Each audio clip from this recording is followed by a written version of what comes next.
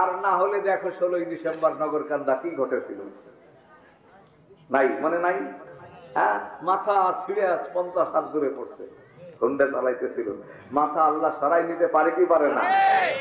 দোস্ত, এই মাথায় যদি চুলই না থাকতো, তুমি চুলের ডিজাইন করতা কোত্থেকে, ঠিক না বে ঠিক? বলেন, যার মাথায় টাক সে কি চুলের ডিজাইন করবার পারে? হ্যাঁ, টাকালারে টাক কইলে কি খুশি হবি না বেজার? কয়ে দেন যে আমি টাকলা দেন চেতা কিছু না, আমি আমাকে বানাইছে আল্লাহ আর তার কুদরতি হাত দিয়ে। পাইলাম কোথায়? কোরআন বলতেছে, কোরআন বলে ইয়া ইবলিস মা মানাকা আন তাসজুদা লিমা খালাকতু বিয়াদাইয়া। হে ইবলিস, আমি যারে 2 হাত দিয়ে বানাইলাম, আল্লাহ কইতেছে আমি যারে 2 হাত দিয়ে বানাইলাম তুই তারে কেন সিজদা দিলি না? স্পষ্ট আল্লাহ বলতেছেন আমি 2 হাত দিয়ে বানাইছি। অতএব আমাদেরকে মহব্বত করে আদর করে কে বানাইছেন? আল্লাহ। আদর করে বানানোর পরে আমাদেরকে বাড়িতেই পৌঁছাই দিয়েছিল।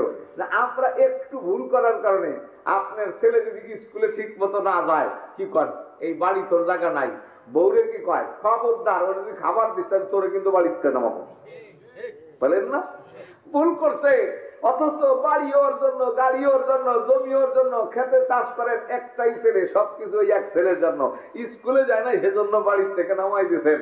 ঠিক আল্লাহ বলেন তোমার জন্য জান্নাত বানাইছি, তুমি একটু ভুল করছিলা বলে তোমার আমি নামাই দিছি। কবে নামাইলেন? ওই যে ওই দিন যেদিন খাইতে নিষেধ করছিল, নিষিদ্ধ বস্তু খাইছে, কি করে নামাইছে আল্লাহ? এবিতু মিনহা জামিআ, এই সবাই নেমে যাও। এখানে একটা বিষয়, আল্লাহ বলেন সবাই নেমে যাও। আরবিতে 2 জন হইলে তাসনিয়া বলে ইহবিতা, কিন্তু আল্লাহ বলেন ইহবিতু, তোমরা সবাই নামো। বোঝা গেল আমরা আমাদের আব্বাজানের সাথে সবাই ছিলাম, কারণ আব্বাজানের পিঠের মধ্যে কিয়ামত পর্যন্ত যত সন্তান হবে আল্লাহ $1 দিয়ে সব লাগাই দিছে, তাই আমাদেরকে সবাইরে নামাই দিছে। তাহলে আমরা জান্নাতে ছিলাম, জান্নাত উপরে না নিচে? জোরে বলেন। তো মাটি দেয় নিচে, উপরে যাবে কেমনে? অজস্ত উপরে যে বুঝলাম কেমনে? আল্লাহ যে বলছেন ইহবিতু, নামে যাও, নামে কি উপরের থেকে না নিচের থেকে? তাহলে আমরা কতটুকু উপরের থেকে নামছি একটু মাইপে দেখছি?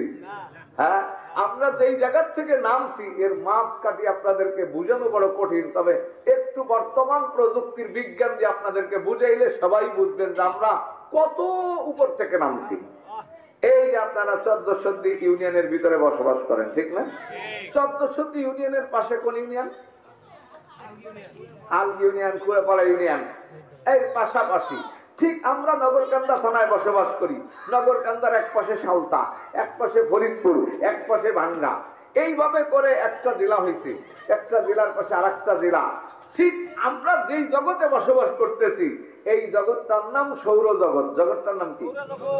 আর এই সৌরজগতের মধ্যে একটা দেশের নাম হলো পৃথিবী, যেখানে আমরা বসবাস করতেছি।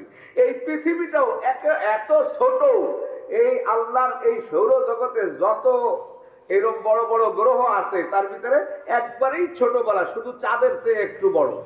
এই গ্রহটা আমরা বসবাস করতেছি, তারও আয়তন 20 কোটি বর্গ কিলোমিটার। এই পৃথিবীর আয়তন কত?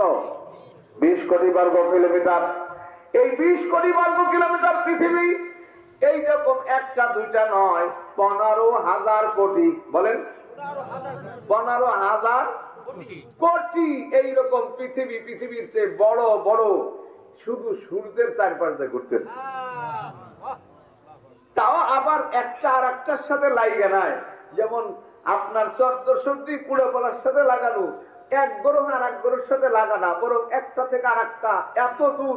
সবচেয়ে কাছের যেটা ওই মঙ্গল গ্রহ, আমাদের থেকে মঙ্গল গ্রহ 8 লক্ষ কিলোমিটার। কত কিলোমিটার? তাহলে বোঝা গেল সবচেয়ে কাছের যদি 8 লক্ষ কিলোমিটার হয়, দূরেরটা কত হবে? চাচা গেছে মেয়ে দেখ পর আমাকে হাসান হাঁটি, বাইরে বুড়ে বসে রয়েছে কাছারি করে, যায় কয় যে চাচা আপনার ছেলে আব্দুল জব্বার বাড়ি আছে? বলে আমরা ওনার মেয়েটার ব্যাপারে একটু আলাপ সালাপ করবার ছিলাম। ও চাচা এই রাঙ্গা তাড়াতাড়ি বিছনা চাদর নিয়ে, এটা সেমরি এসে বিছনা চাদর নিয়ে উন্ডার বসে না, আইটে যায়। জান কে? দাদা আপনি রাঙ্গা কয়ে যে ডাক দিচ্ছেন, হে যে কালা, আর বাকিটার অবস্থা যে কি হবে তা আল্লাহই ভালো জানে। জানে রাঙ্গা কয়ে ডাক দিছে কালা কুটকুটা, চাচার আর বসেই নেই। তো কাছেরটা যদি 8 লক্ষ কিলোমিটার হয়, দূরেরটা কত? এইরকম দূরত্ব বজায় 15,000 কোটি এরকম পৃথিবীর মতো বড় বড় জগৎ নিয়ে একটা সৌরজগৎ। আর একটা সৌরজগৎ নয়, 15,000 কোটি সৌরজগৎ মিলে হয় একটা গ্যালাক্সি। 15,000 কোটি সৌরজগৎ মিলে। আবার সৌরজগৎ একটার একটার সাথে মিশে না। কত দূর? 33 কোটি আলোকবর্ষ এক সৌরজগৎ থেকে আরেক সৌরজগৎ। 33 কোটি আলোকবর্ষ, বুঝতে কষ্ট হইতেছে। বোঝেন আলোর গতি সেকেন্ডে কত? 1,86,000 মাইল। বর্তমান হিসেবে 2 লক্ষ কিলোমিটার। তাহলে 1 সেকেন্ডে যদি আলো যায় কত? 2 লক্ষ কিলোমিটার। 1 মিনিটে যাবে কত? 1 ঘন্টায় যাবে কত? এইরকম 1 ঘন্টায় 1 মাস আর 1 বছর না, 33 কোটি বছর যদি আলোর গতিতে কোনো যানবাহন চলে, তাতে যত দূর যাবে এক সৌরজগৎ আর এক সৌরজগৎ থেকে এত দূরে। এবার মনে করেন এত বড় বড় জগৎ যে আল্লাহ বানাইছে, সে আল্লাহ কত বড় মহান। আর এইরকম 15,000 কোটি সৌরজগৎ মিলে হয় একটা গ্যালাক্সি। 15,000 কোটি গ্যালাক্সি মিলে হয় একটা গ্যালাক্সি গুজ্জ। 15,000 কোটি গ্যালাক্সি গুজ্জ মিলে হয় একটা মহাগ্যালাক্সি। এইরকম কয়েক কোটি মহাগ্যালাক্সি শুধু প্রথম আসমানের নিচে। তাহলে প্রথম আসমান যদি এত উপরে হয়, প্রথম আসমান মোটা এত, তারপরে ফাঁকা হতো, এইভাবে 7 আসমান কে বানাইছেন? আল্লাযী খালাকা সাবআ সামাওয়াতি তিবাকা। 7 আসমান যিনি স্তর বানাইলেন, এই 7 আসমানের উপরে যায়া ইনদা সিদরাতিল মুনতাহা ইনদাহা জান্নাতুল মাওয়া, সেইখানে হলো সিদরাতুল মুনতাহা, আর তার পাশে জান্নাতুল মাওয়া। এবার কি মাপতে পারছেন আমরা কত উপরের থেকে নিচে নামছি? কত উপর থেকে নিচে নামছি? এবার বলেন ওই উপরে আবার আমাদেরকে যাইতে হবে। যাওয়ার জন্য রাস্তা কি বলেন? মোটরসাইকেল নিয়ে কি জান্নাতে যেতে পারবেন? নসিমন নিয়ে চাঁদে যাইতে পারবেন?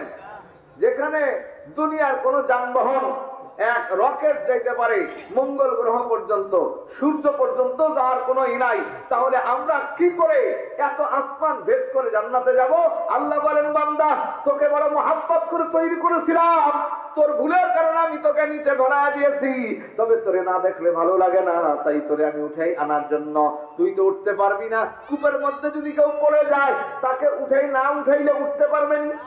উঠানোর জন্য একটা লোক উপর থেকে রশি ফেলাইতে হয়, রশিটা মজবুত করে দিতে হয়, কারণ পচা রশি যদি দেন ও টান দিলে উপরে উঠে পড়ে যাবে, ঠিক না বেশি?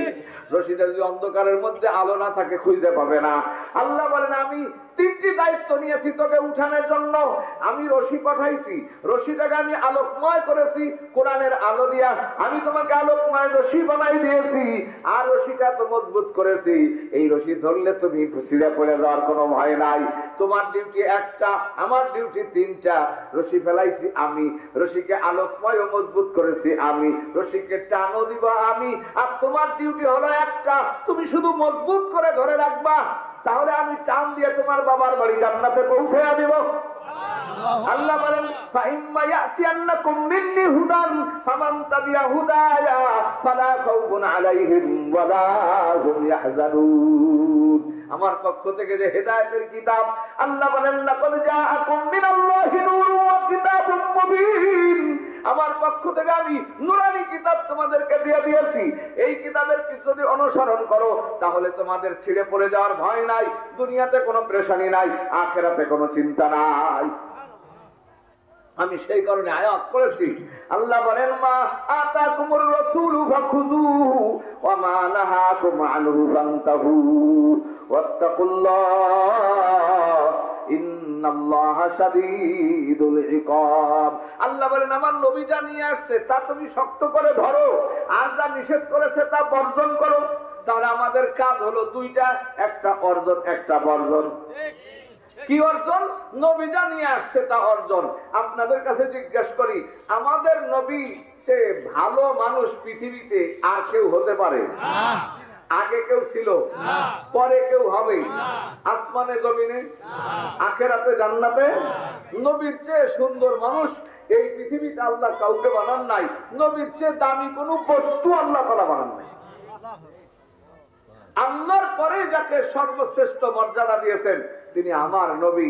আমার নবীর বডির দাম শুনলেই তো আপনি হয়রান হয়ে যাবেন, যে আমার নবীর বডির সাথে কোন বস্তুর ছোঁয়া লাগলে সে বস্তুর দামও 7 তবক আসমান ও জমিনের চেয়ে। নবীজি আপনারা বাড়িতে লাউ গাছ লাগান, সিম গাছ লাগান, খাইয়ে দেয় বেশি হইলে বাজারেও কিছু বেচেন। নবীজির একজন সাহাবী বাড়িতে তরি তরকারি হইতো, মাঝে মাঝে বাজার নিয়েও বেচে, মাঝে মাঝে হুজুরকে হাদিয়েও দেয়। এই সাহাবী বাজারে তরকারি বিক্রি করতেছে, আল্লাহর নবী আস্তে পিছন দিক এইভাবে জড়াই ধরছে, জড়াই ধরে বলতেছে, উঁচা করে ফেলাইছে, এই আমি ওটা গোলাম বেচবো, কেউ কিনবা? লোকটার মিজাজ খারাপ হয়ে গেছে না? আপনি গেছেন চাঁদ হাটে খ্রিস্টান আনার জন্য, আপনার পাঁচ জায়গা ভাই যেটা খ্রিস্টান নিবো বেচবো, কেউ নিবেন নি, মিজাজটা খারাপ হয়ে যায়নি আপনি কেনা? লোকটা মিজাজটা খুব খারাপ হয়ে যখন পিছনের দিক চেহারা ঘুরেছে, দেখে মুহাম্মদুর রাসূলুল্লাহ খুশিতে বাগবাগ হয়ে বলতেছে, হুজুর আপনি আমার গোলাম বানাই বেচবেন? আমি তো কালো মানুষ, বেচলে কি বেশি টাকা পাবেন? তবে ফেদাকা আবি ওয়া উম্মি, আমি নয় শুধু আমার মা বাপ কুরবান, হুজুর আমি আর বিক্রি হওয়ার জন্য তৈরি আছি। আল্লাহ নবী বলেছে, না না, তোর আমি আল্লাহর গোলাম বলে ঠাট্টা করেছি। সাহাবীর পিঠ এইভাবে এরকম চাপ দিছে, আর নবী পিঠটা এইভাবে ঘষা দৌকা বলে, হুজুর এই সৌভাগ্য আর পৃথিবীতে কার হবে যে যার পিঠের সাথে নবীজির বুকের ঘষা লাগবে? ওই পিঠ যার কবরের মাটি খাইতে পারবে না, ওই পিঠ জাহান্নামের আগুন ছুঁইতে পারবে না।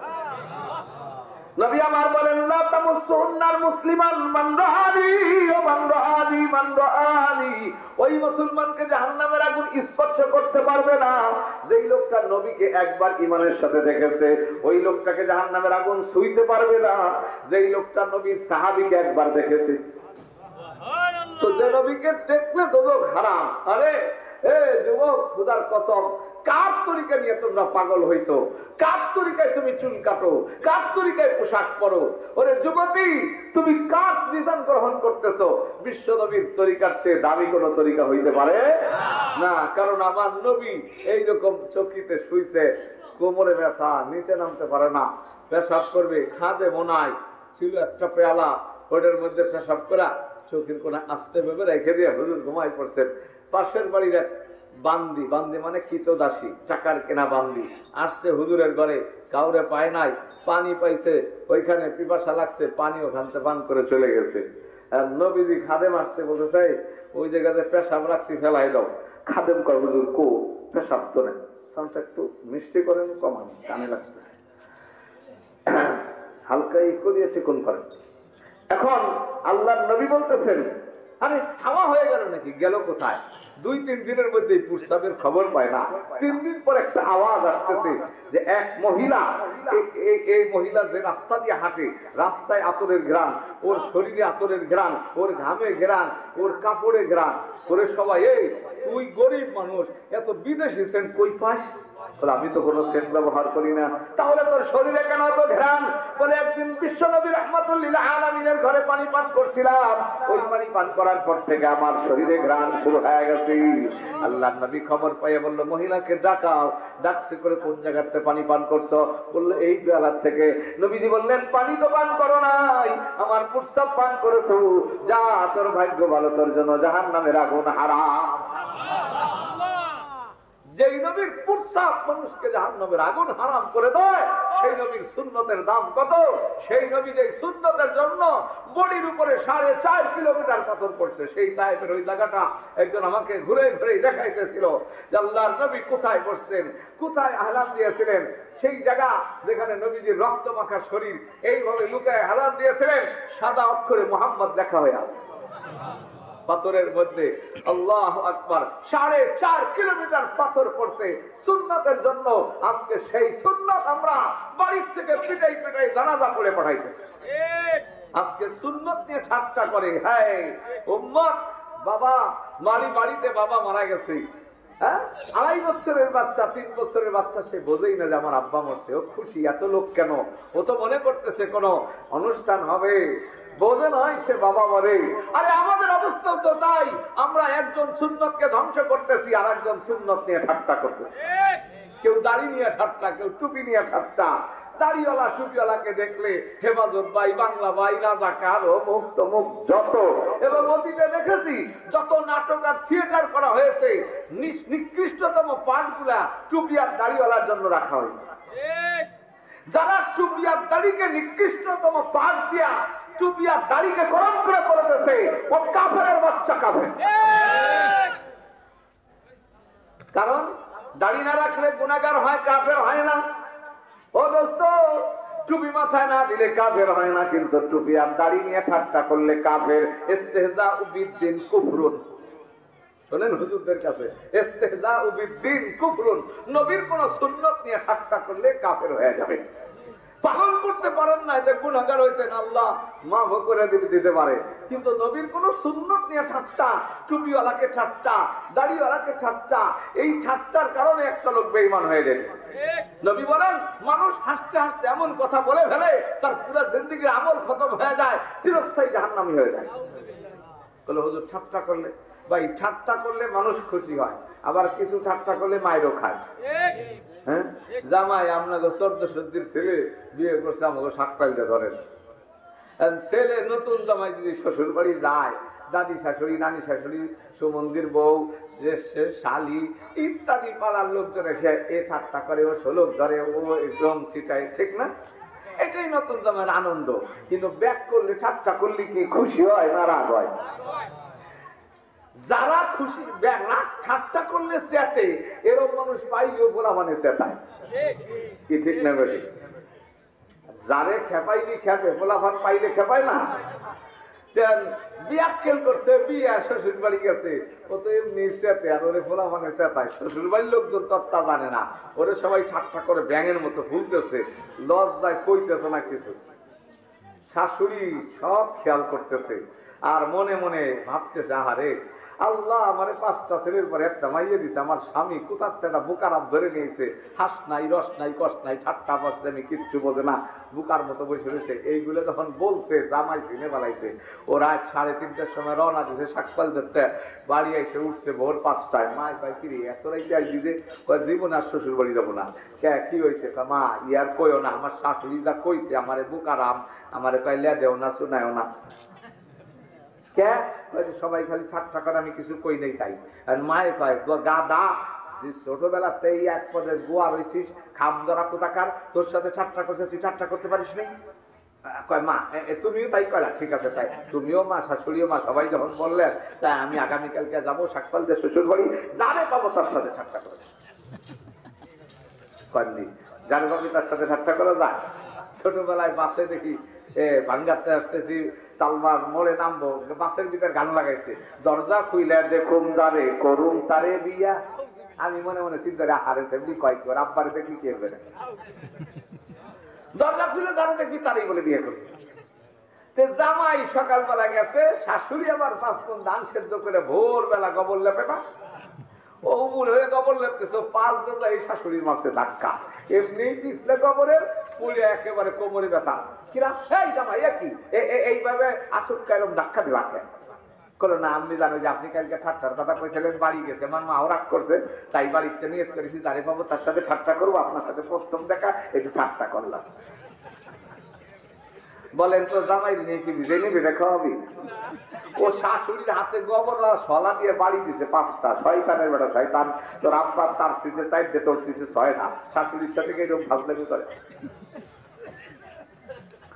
ও দোস্ত, ঠাট্টাটা জায়গা মতো হয় নাই, তাই আদরের জামাই পিঠার মিষ্টির পরিবর্তে জুতার শলার বাড়ি খায়। যারা নবীর সুন্নাত নিয়ে ঠাট্টা করবা যায়ও না হাসরের ময়দানে, আল্লাহ নবীও জুতার বাড়ির ব্যবস্থা করে রাখছি। এই জন্য বলতেছিলাম, আমার যুবক ভাইরা, খোদার কসম, তোমাদের চুল কে দিয়েছে মাথায়? মাথা যদি না থাকে চুল গজাবে? মাথাকে আল্লাহ বডির আলাদা করতে পারে। আর না হলে দেখো 16ই ডিসেম্বর নগরকান্দা কি ঘটেছিল, নাই মনে নাই? হ্যাঁ, মাথা ছিঁড়ে 50 হাত দূরে পড়ছে, হুন্ডা চালাইতেছিল, মাথা আল্লাহ সরাই নিতে পারে কি পারে না? এ দোস্ত, এই মাথায় যদি চুলই না থাকতো, তুমি চুলের ডিজাইন করতা কোত্থেকে, ঠিক না ঠিক? বলেন, যার মাথায় টাক সে কি চুলের ডিজাইন করবার পারে? হ্যাঁ, টাকালারে টাক করলে কি খুশি হবি না বেজার? কয়ে দেন যে আমি টাকলা দেন, চেতা কিছু না। আমি